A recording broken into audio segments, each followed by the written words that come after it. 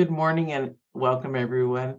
Welcome back to your third day of becoming firmly rooted. So today is about getting to know who you are even deeper on a level that no one can ever trip you up on. And so as you see, when I say trip you up on, you'll understand as we go through, when you become solid, one with understanding the identity of who you are and the work that you're doing here, but also, have you ever thought about having your own personal mission statement, your own statement of your I am, so that you are solid in who you are? And if somebody came up to you and told you a story of something else and you got out of your own alignment, you can pull yourself back in because you know who you are. Or if you're uncomfortable and not confident, you can repeat your I am statement and your own mission statement. It does bring you back to who you are. So we're really excited to teach another aspect with this process called Ancestry Tree today. And with that, I'm going to allow Lori, listen to me, I'm going to share my time with Lori. We love this, you guys. We love this. Absolutely. And, as you were saying that and just kind of thinking about all the tools and all the ways that we work with people to help them not only know who they are, but to own who they are. Yeah. Because it's one thing you can have, like when you're alone and you're in that connected space and you're like, yeah, this is who I am. I really feel rooted and firm in who I am and what my mission is and all of that. And then you go out into the world and then these circumstances come, or you're in situations with people or just, experiences, and it kind of draws you out of that. And you don't even realize that you're standing in those places as the person you were, as a child or in some other time in your life. And so it's owning who you are, is knowing it and being able to stand in it regardless of what is going on around you. And as you were talking, I was like, oh my gosh, I realized we probably have 10 or more different ways that we support people and help them really own it and really show up in it and be able to embody it and to be that in all these different situations. And whenever we're doing a challenge, it's always a little bit frustrating for me because I'm like, oh, and I want to tell you this, and I want to tell you this, and I want to give you this, and I want to get. And then I realized, oh gosh, if I do that, they're going to run away screaming because there's no possible way that anyone could absorb all of that and really take it. And so, we're bringing you these pieces to open you up to things, but our intention is to show you, look at all the beautiful ways that you can grow and all the access that you have to powerful processes and methods that we want to work with you and teach you in the Greatest You Academy. And we're going to go into that. We're going to be mentioning it. And I wanted to mention it now, just really quickly, and then we're going to talk more about it. But you guys, the Greatest You Academy is about a program that's in there, more intensive than this. It's about coaching time with Lori and I. It's about solving your issues as they come up, where you have a place to go. It is only $97 a month, which is incredible.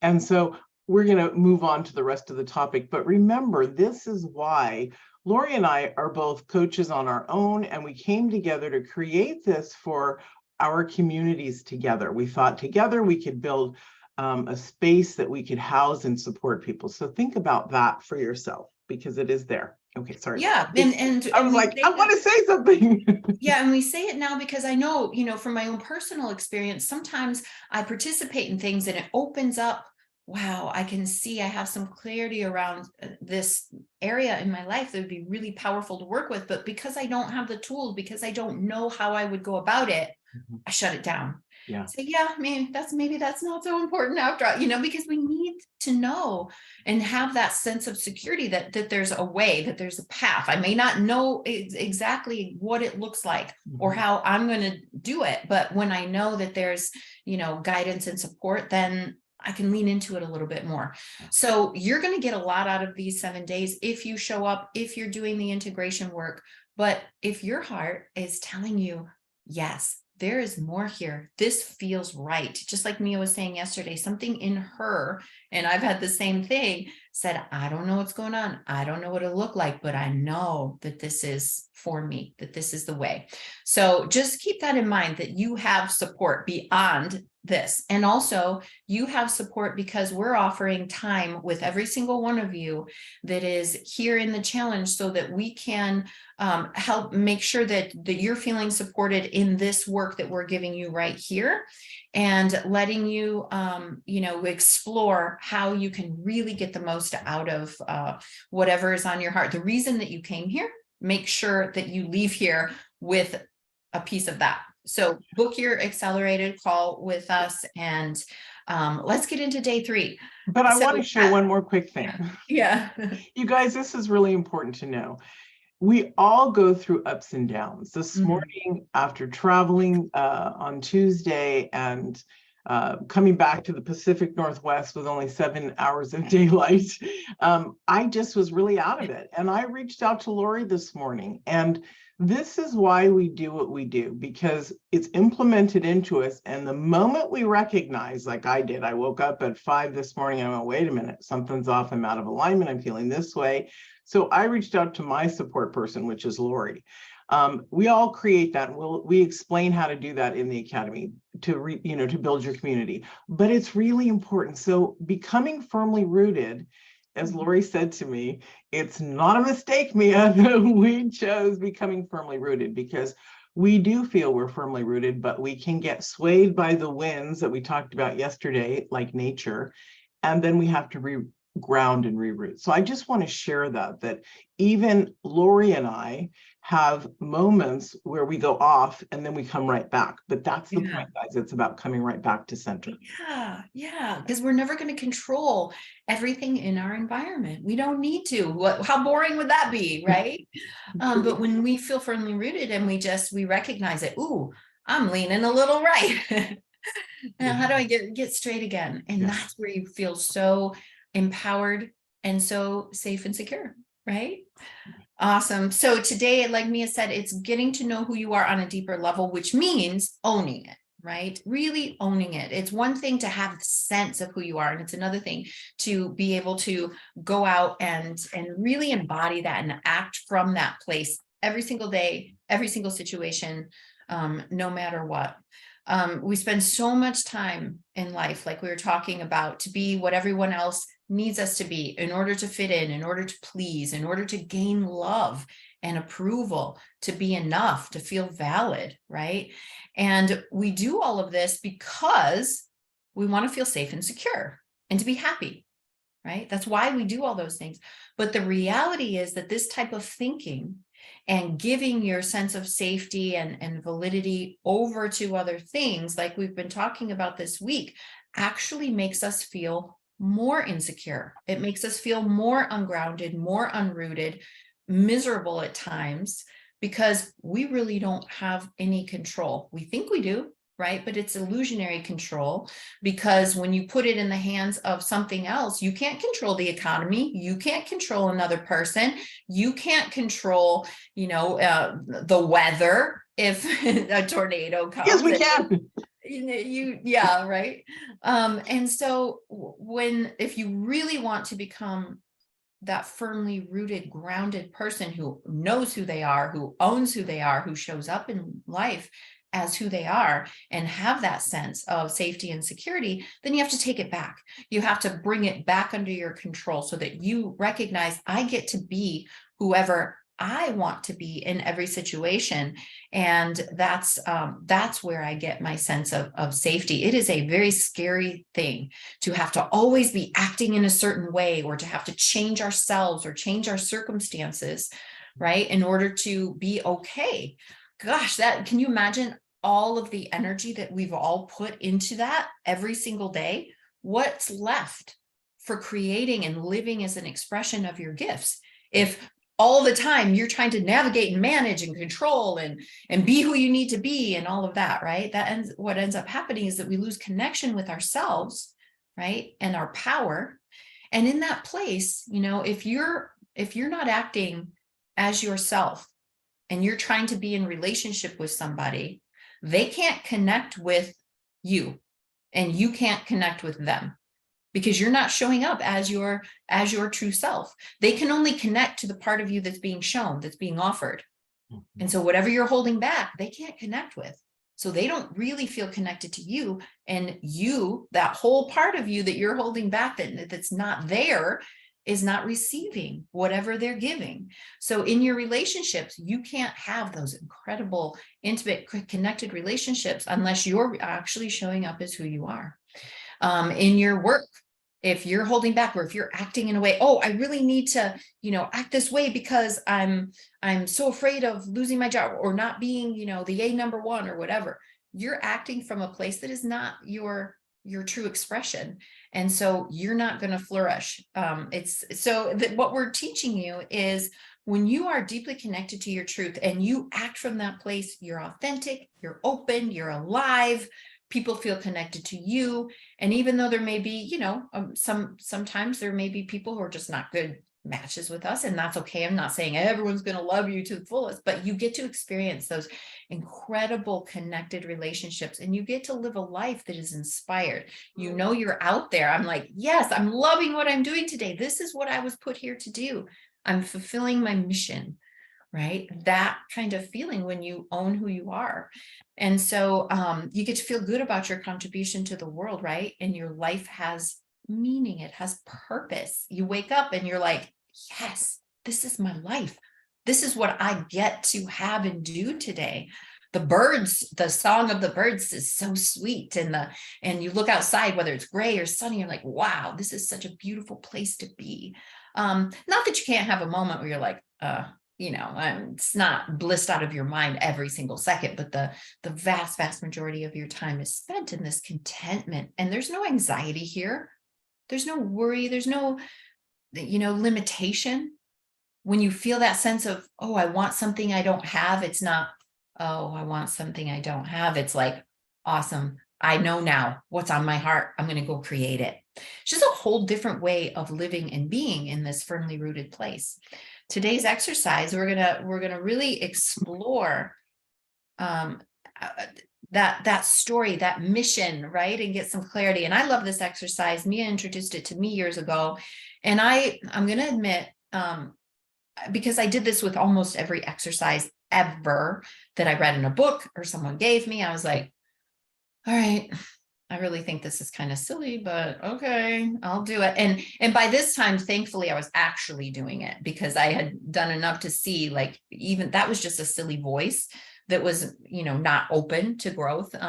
So I actually did this one. I really took it to heart when Mia first gave it to me, and it was so powerful. It rooted me into the true essence of me, not so much, my value statement here or this, which is also important, but this really gave me the sense of my essence and who, the power that I possessed. And I love, Mia, that, and I know you're going to talk about it, but I love that it's a tree, because the symbol of what we're doing here is this big, majestic oak tree that has roots that go down to the center of the earth, and just, is so strong and rooted.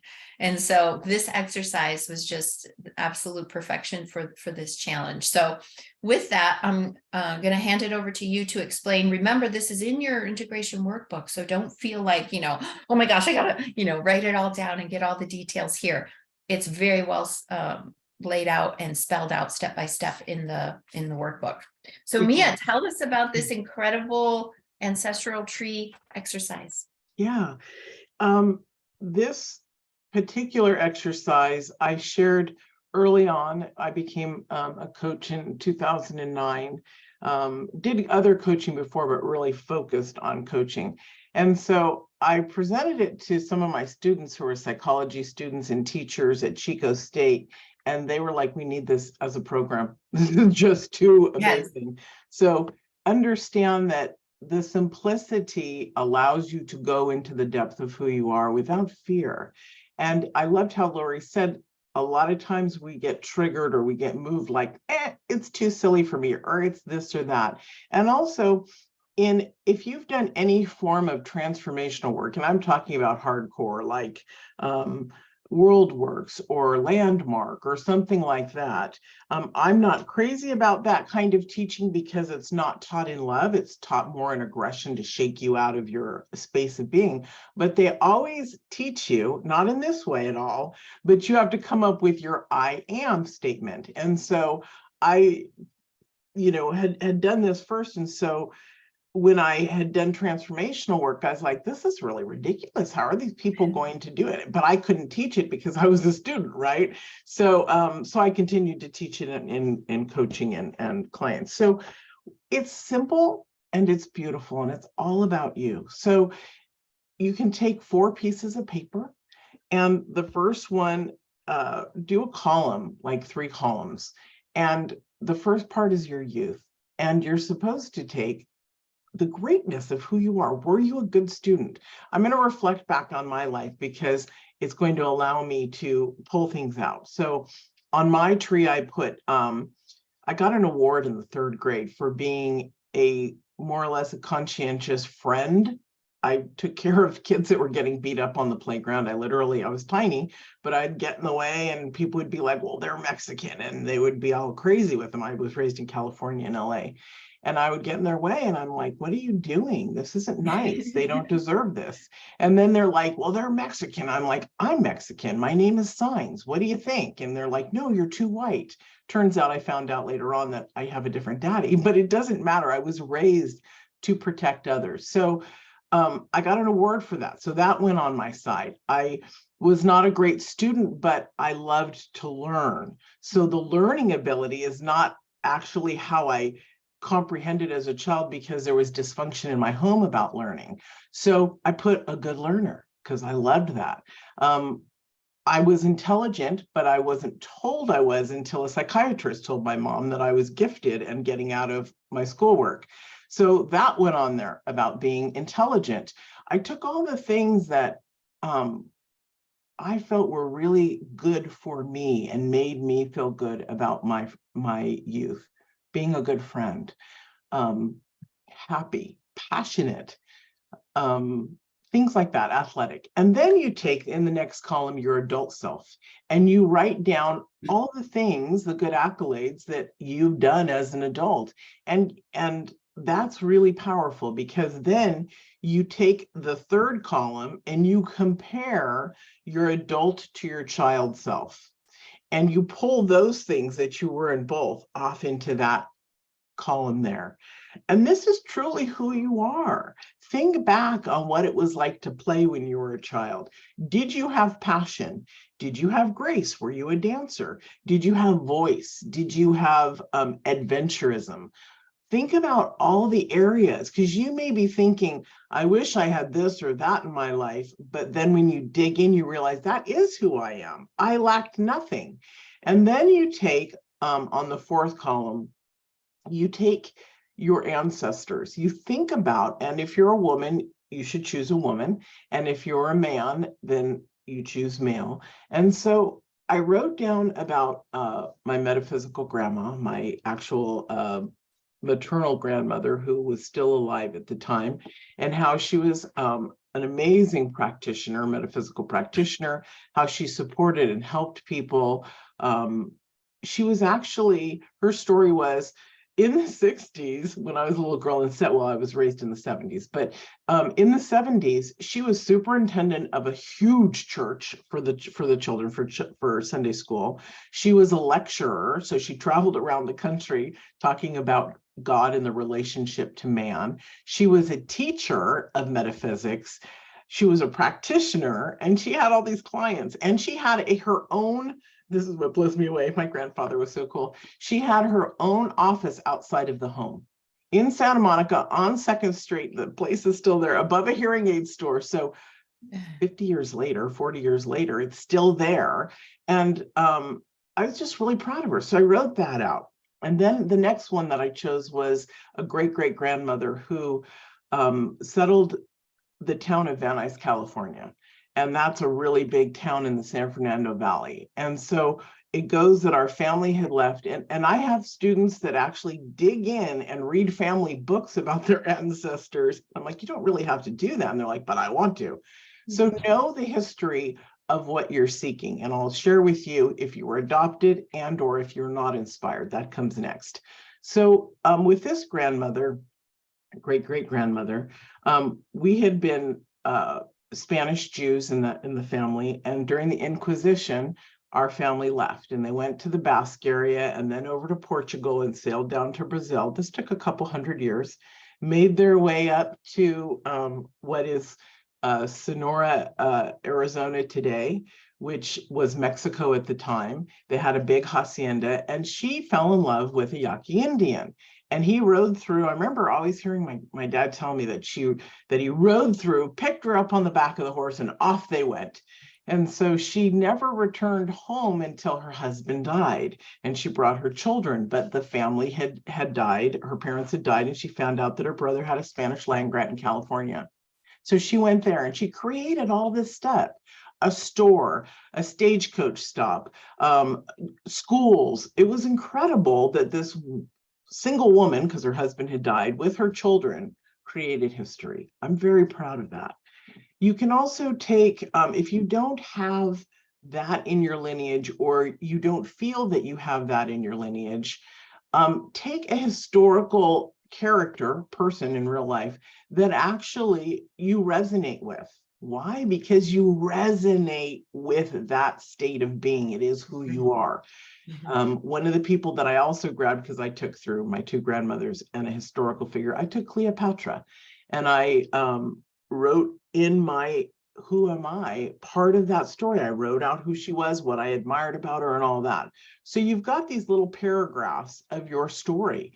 When you put it together, yes. Yeah. Can I say, because I have that experience. And so you gave us so powerfully an experience when you have connection with ancestors, real ancestors, and you know about them, etc. I really, that to me shut me down. I was like, I just couldn't go there at all with that. And I chose, because especially at the time, I was really feeling the presence of a couple of powerful goddesses in my life. And I really took them, and I took who they were and their what they stood for and their qualities, because they resonated with me. And I knew that was because of the resonance, right? That was bringing out, and I was admiring things in them that were true for me. Right. So, and actually, interestingly enough, I didn't really make the connection until later, but I chose Aphrodite, who's the god of love. So that's her Greek name, and her Roman name being Venus. And you have a sister named grandmother's name. My grandmother's name was Venus. So as I put it all together and saw it, I thought, wow, isn't this really, really beautifully perfect? But just to encourage anyone that, that doesn't have these incredible stories or doesn't know about these incredible stories, think, spend a little time thinking about who really resonates with me, a historical figure or potentially a goddess.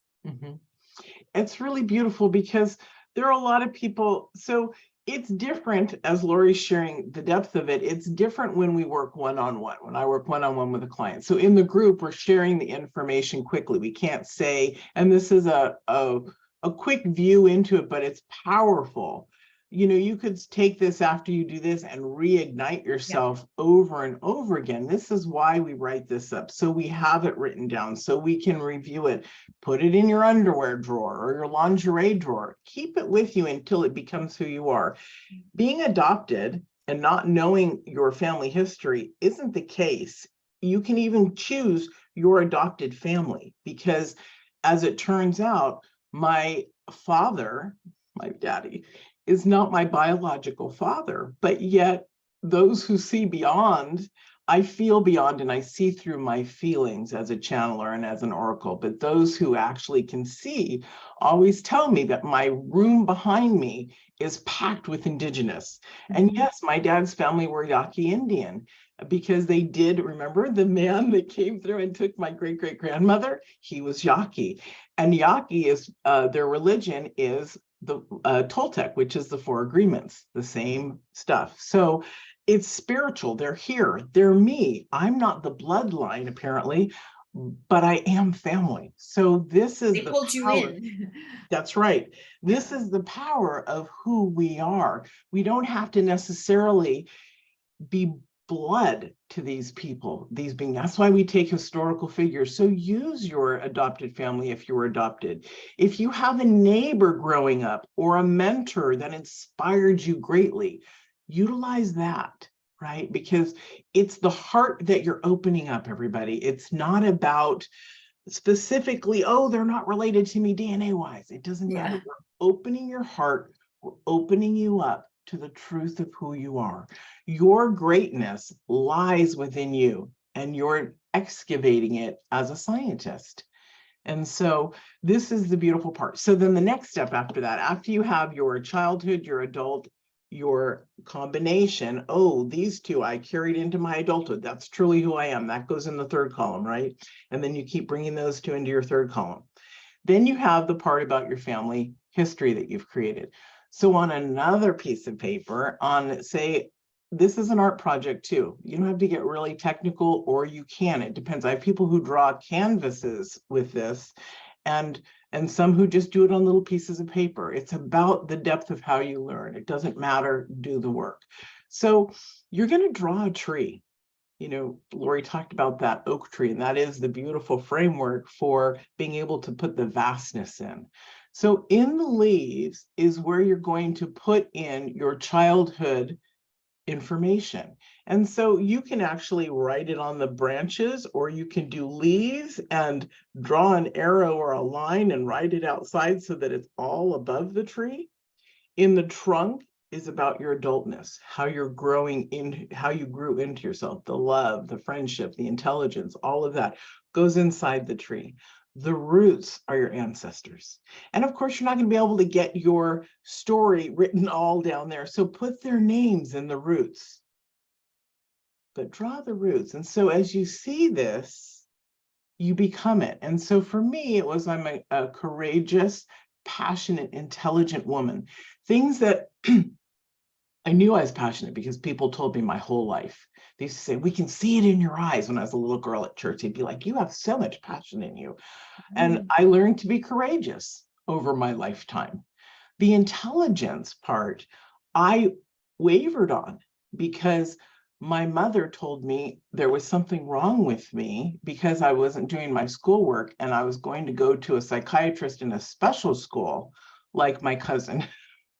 And so I was scared. So I carried that, even though when he met with me and told my mother she's highly gifted, she's getting out of work for some reason, their schoolwork. And instead of digging in back in the 70s, why is this happening? Oh, it's abuse in the home is why I became in and didn't do my work. So I carried that lack of intelligence into the first part of my life, even though I knew I was highly intelligent within myself. So see, we're pulling out who we actually are.